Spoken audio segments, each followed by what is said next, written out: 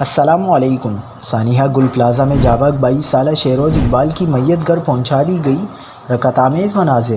گل plaza میں ایک دکان سے 30 لاشیں برآمد، فضا سوگوار اور ہر آنکھ اشکبار ہو گئی۔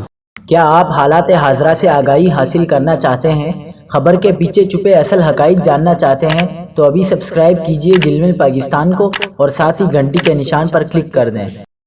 آپ کو بتاتے چلیں کہ کراچی میں آگ سے تباہ ہونے والے گل پلازہ میں سرچ آپریشن جاری ہے۔ میز 9 فلور سے مزید 3 لاشیں ملی ہیں، جس کے بعد جاباگ افراد کی تعداد 61 ہو گئی ہے۔ سانحہ گل پلازہ میں آتش زدگی کے دوران جاباگ ہونے والے شہروز اقبال کی نماز جنازہ ادا کر دی گئی۔ نماز جنازہ میں اہل علاقہ نے بڑی تعداد میں شرکت کی۔